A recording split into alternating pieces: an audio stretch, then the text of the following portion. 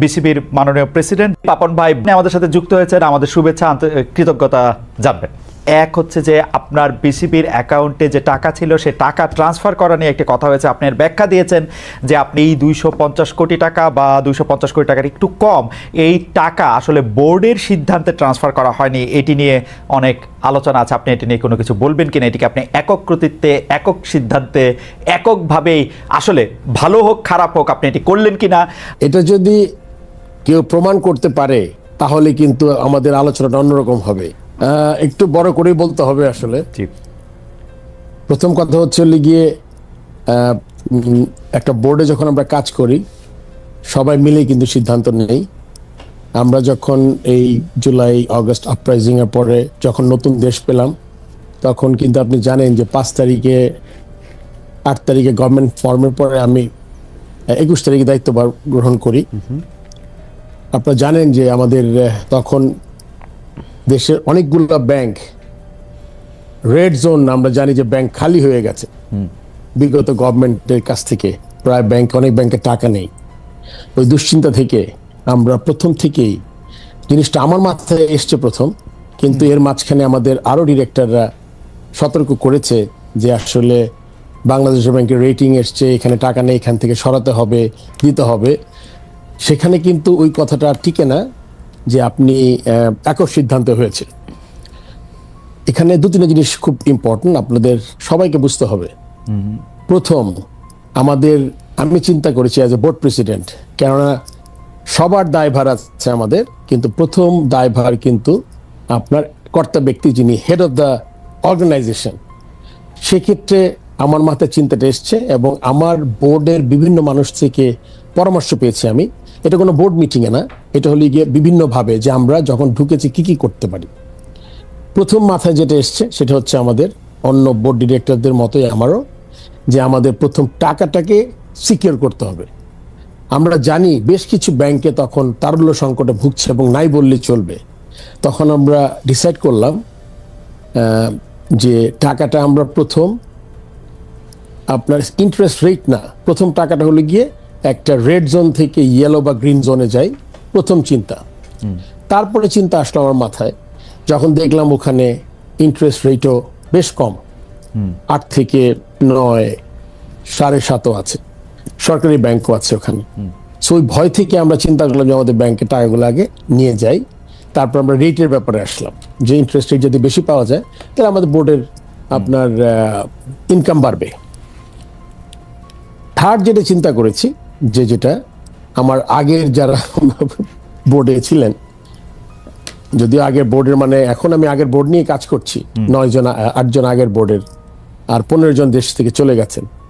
তারা যখন যে কাজটা করেছেন তাদের থেকে আমি তখন মনে করেছিলাম যে যদি ইন্টারেস্ট রেটটা বেটার হয়, তারা ব্যাংকে আমরা টাকা রাখবো শুধু ইন্টারেস্ট রেট দেখে না, তাদের থেকে আমাদের ব্যাংকে স্পন্সরশিপ। কারণ আপনি জানেন infrastructure ডেভেলপমেন্টে you need sponsors, which is a very integral part of the board. তখন চিন্তা করলাম তার সাথে স্পন্সরশিপে যোগ করলাম যে আমি যাকে টাকা দিব ইন্টারেস্ট রেট বাড়বে, বেস্ট ইন্টারেস্ট রেটে দিব, তারপর আবার আপনার স্পন্সর নিব।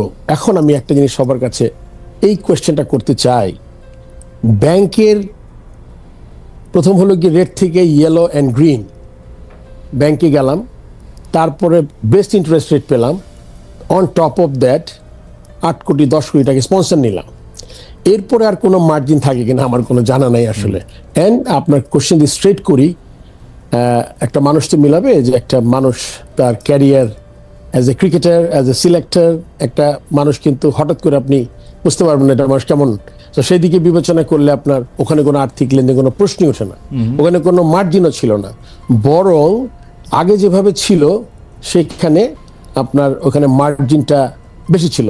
যখন 8.5 থেকে আপনি 11.5 12 যাবেন ইন্টারেস্ট রেট, তার সাথে স্পন্সরশিপ যোগ হলে, এবং অন টপ অফ দ্যাট আমি এটাও চেয়েছি যে তারা আমাদের ইনফ্রাস্ট্রাকচার ডেভেলপমেন্টও আসবেন, লাইক প্রতিশ্রুতি পেয়েছি আমি প্রায় 25-30 কোটি টাকা।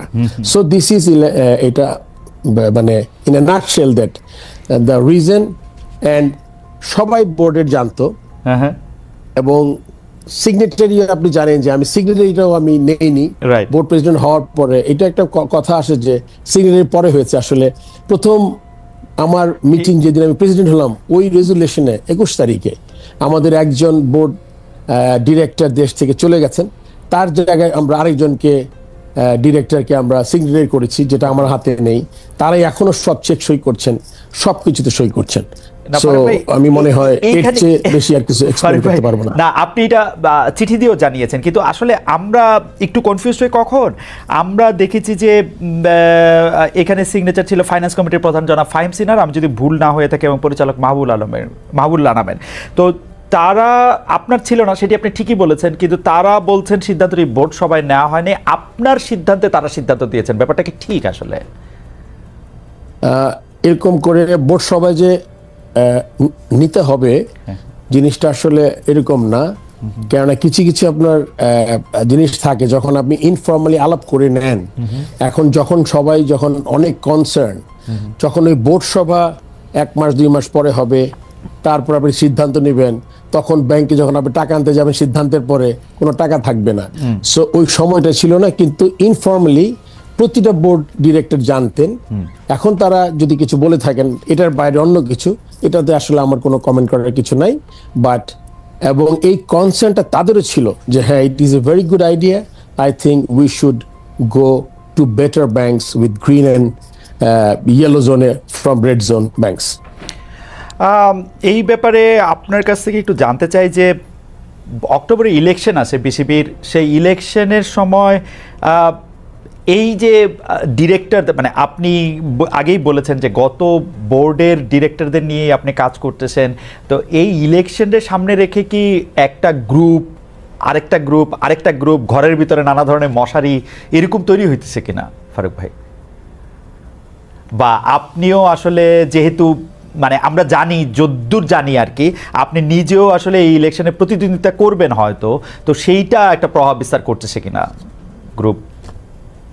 আসলে মহিউদ্দিন, আপনি যদি দেখেন এই বোর্ডটা কি, এই বোর্ডটা হলো গিয়ে এখানে মাত্র আউট অফ 25 ডিরেক্টরস, আমি অ্যাজ এ বোর্ড প্রেসিডেন্ট, আমার সাথে নাজমুল আবিদিন ফাহিম বলে একজন আছেন, যারা সিলেক্টেড হয়েছেন এনএসসি থেকে। এছাড়া কিন্তু এটা কিন্তু আগের বোর্ডই, কিন্তু এখানে একটা জিনিস উল্লেখ করাটা খুব প্রয়োজন। আগের বোর্ড মিনিং যে বোর্ডটা 3 বছর আগে হয়েছে, সেই বোর্ডের সব সদস্য, সব এমপ্লয়ি, আমার 160-এর মতো এমপ্লয়ি আছে, 200 ওভারঅল বোধ 200 কত এমপ্লয়ি আছে, এরা সব আগের বোর্ডের। নতুন আমি যখন ঢুকেছি, আমাদের এখানে আসলে এই আচরণবিধি, চাকরি বিধি, এইচআর পলিসি খুব স্ট্রং না। যেভাবে আগে রিক্রুটমেন্ট হতো, সেই রিক্রুটমেন্টে আমি যে বোর্ডে ঢুকে খুব মানুষ নিতে পেরেছি এটাও না। কোনো নতুন মানুষ খুব বেশি হাতে গোনা 3 থেকে 4 জন 8 মাসে হয়তোবা অ্যাপয়েন্টমেন্ট পেয়েছে। সো বোর্ড যদি আপনার পুরোটা আগেরই হয়, আমি এটা পাশে রাখছি যে সে কি, আপনি জানেন তো আগের বোর্ড মানে যারা চলে গেছেন তাদের সাথে যারা কাজ করেছেন, যারা দেশ ত্যাগ করেননি, সো তাদের সাথে কিন্তু আমি কাজ করছি। আপনি যদি বলেন যে গ্রুপ, আমি কিন্তু একটা গ্রুপ, মানে ইনফ্যাক্ট আমার সাথে আরেকজন আছেন, আমাদের 2 জন কিন্তু নতুন, আর the whole set up is the same. আমি কারো চাকরি নেইনি, কেউ টার্মিনেট হয়নি, 1টা বা 2টা ছেলেকে সাসপেন্ড একটা নোটিশ করেছি, খুব সম্ভবত একটা ছেলেকে টার্মিনেশনের একটা নোটিশ করা হয়েছে। এটাতে একটা পিরিয়ড থাকে 3-4 মাসের।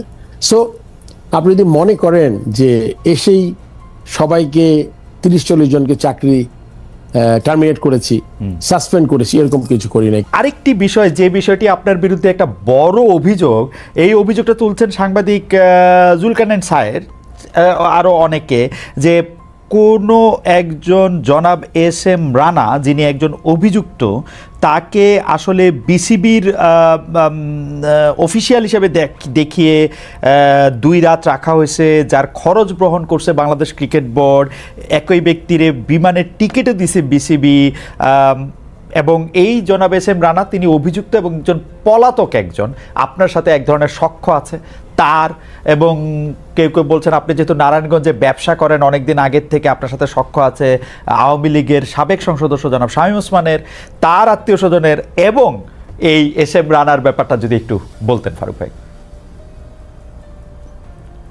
আসলে খালেদ, এস এম রানার ব্যাপারটা বলতে হবে এভাবে, আপনি একটু আগে উল্লেখ করেছেন নারায়ণগঞ্জের। জি, আমি নারায়ণগঞ্জে, আপনি জানেন যে আমার বাবার ব্যবসা সব নারায়ণগঞ্জে। আমার বাবা পাটের ব্যবসা করতো। এই এস এম রানা ছেলেটা আসলে তার শীতলক্ষা বলে একটা ক্লাব আছে, সে নারায়ণগঞ্জ ডিএস এর সদস্য ছিল, সে নারায়ণগঞ্জ ক্লাবের ভাইস প্রেসিডেন্ট ছিল। আমার বাবা যেহেতু পাটের ব্যবসা করতেন, আমাদের শীতলক্ষাতে বেশ কিছু জমি ছিল, যখন গোডাউন ছিল পাটের। শীতলক্ষা থেকে এই রানা শীতলক্ষা পরিচয় হয়ে সে আমার জমিটা বেচা কেনাতে হেল্প করেছে তখন। সো আপনি এটা একটা, তার সাথে আমার পরিচয়ের কথা বললাম, এবং ডে বাই ডে ও টিম চালাতো, নিজে ক্রিকেটার ছিল, এভাবে পরিচয়।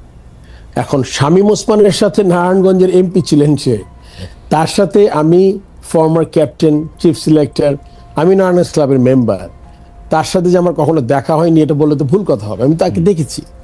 কিন্তু আপনার সখ্যতা, তার সাথে সম্পর্ক, এগুলো কখনোই ছিল না। আর আমার জানা মতে রানার কোনো পলিটিক্যাল অ্যাফিলিয়েশন নাই, সে কোনো দলের সদস্য না, কোনো কাউন্সিলর না, আমার জানা মতে।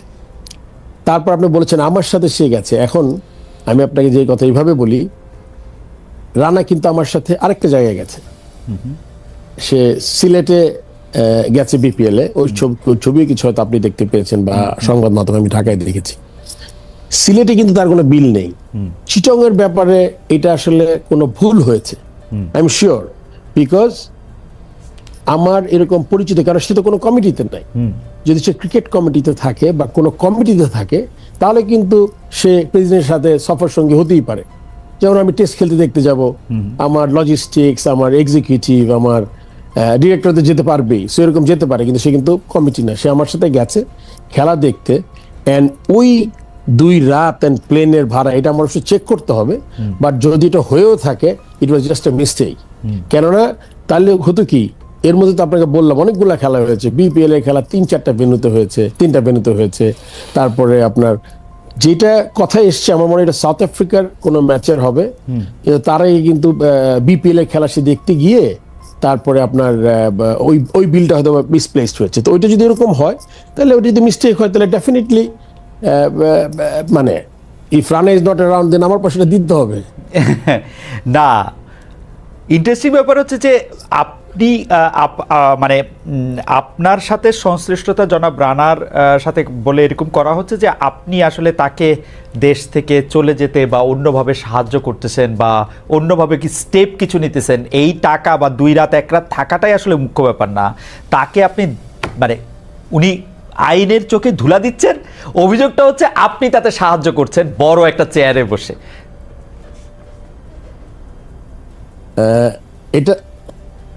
এটা যদি কেউ প্রমাণ করতে পারে, হ্যাঁ, আমি কাউকে একটা ফোন করেছি রানার ব্যাপারে, তাহলে কিন্তু আমাদের আলোচনাটা অন্যরকম হবে। আচ্ছা, আমি কোনো এসপি, ডিসি, নারায়ণগঞ্জের পিবিআই, যারা সংশ্লিষ্ট যারা আছেন আইন শৃঙ্খলা রক্ষাকারী, তাদের যদি কোথাও কোনো সম্পৃক্ততা পাওয়া যায়, বরং এটা একটা উল্টো, মানে রানার সাথে আমাকে মিশিয়ে এটা একটা স্টোরি করা হচ্ছে, যেটাকে আমাকে ডিমিন করা হচ্ছে। আচ্ছা, ব্যাপারটাকে বুঝাতে পেরেছি? আমার মনে হয় যে মোটামুটি এই ব্যাপারটা আমি বুঝতে পেরেছি, দর্শকরাও নিশ্চয়ই আপনার ভাষণটা শুনেছেন। আমি আবার একটু বোর্ডে ফিরে তো আসি। কেউ কেউ একটা কথা বলতেছে, নামটা আমি না বললাম, কিন্তু কথাটা হচ্ছে অনেকটা এরকম, আগে যেমন বোর্ড মানে ছিল হচ্ছে আবাহনীর একটু দাপট, চোখ রাঙানো, এখন দাপটটা হয়ে গেছে মহামেডানের, এবং এই চোখ রাঙানোটা নানা জায়গায় মানে এটা সংক্রামিত হচ্ছে। আপনি আসলে এই ব্যাপারটা নিয়ে অনেক কিছু করতে পারতেছেন না, মানে আসলেই কি এখন আগে যেমন বোর্ড বলতে আবাহনী, আমি খুলেই বলি বোর্ড বলতেই আবাহনী, বোর্ড বলতেই বেক্সিমকো, বোর্ড বলতেই পাপন ভাই, যদিও উনি প্রেসিডেন্ট ছিলেন, বোর্ড বলতেই সালমান এফ রহমান, এরকম ছিল। এখন কি এইটা আবার উল্টায় গিয়ে এটা আবার মোহামেডানের কাছে চলে গেছে অন্যায়ভাবে? আপনি এটাকে কেমন ভাবে দেখেন ফারুক ভাই? এটা আমার মনে হয় আসলে কিছু কোয়েশ্চেন অ্যান্সার করতে হয় কি, হ্যাঁ, আমরা খুব তাড়াতাড়ি কনক্লুশনে চলে আসি।